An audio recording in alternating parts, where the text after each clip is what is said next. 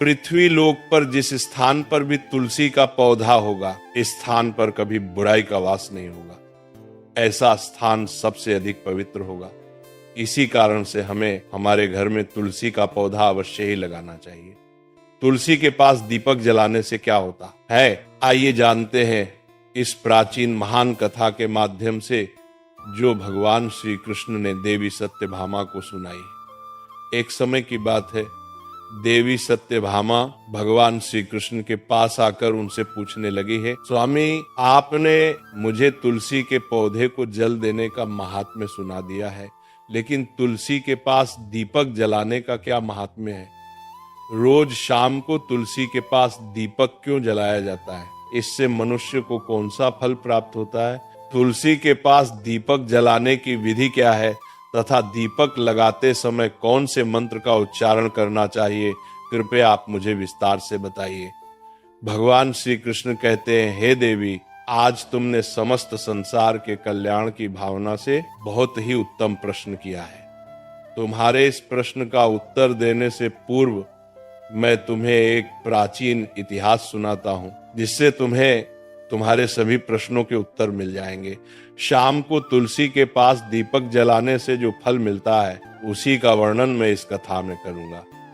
इसलिए तुम इस कथा को ध्यान पूर्वक सुना।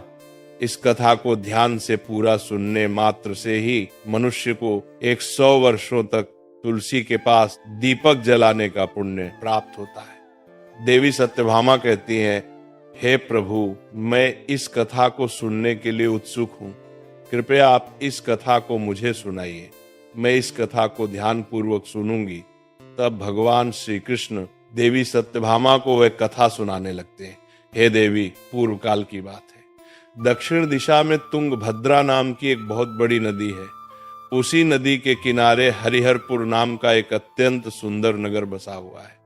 इस नगर में हरि दीक्षित नाम के एक ब्राह्मण निवास करते थे। वो अत्यंत गुणवान, चरित्रवान, धर्म कार्य करने वाले तथा वेदों के मार्ग पर चलने वाले थे। उन्होंने समस्त शास्त्रों का अध्ययन किया हुआ था। उसी ब्राह्मण की एक पत्नी थी, जिसे लोग दुराचारी कहकर पुकारते थे, क्योंकि उसके कर्म ही उसके नाम के अनुसार थे।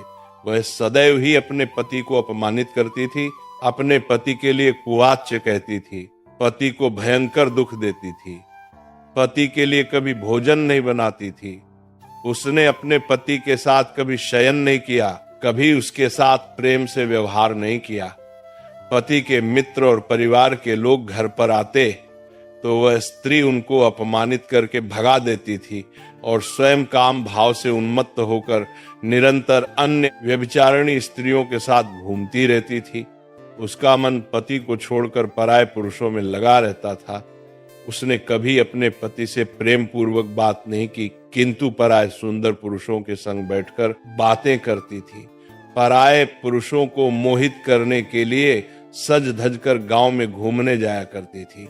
कभी वह वन में किसी वृक्ष के नीचे खड़ी रहकर सुंदर पुरुषों की राह देखती और किसी दुष्ट पुरुष को मोहित करके उसके संग भोग विलास किया करती थी। एक दिन हरि दीक्षित ने अपनी पत्नी से कहा, हे भद्र, तुम्हारा यह आचरण उचित नहीं है। इस प्रकार से पाप करने पर तुम्हारा अहित ही होगा। इसीलिए तुम अभी से ये सब बुरे काम करना छोड़ दो। तुम्हारे इस प्रकार के व्यवहार से मुझे बड़ा दुख हो रहा है। तब उसे दुराचार स्त्री ने कहा, न जाने किस पाप के कारण मेरा तुझ जैसे भिखमंगे के साथ विवाह हुआ है। लगता है पिछले जन्म में मैंने पाप ही किए होंगे, इसी कारण से मुझे ऐसा गरीब पति मिला।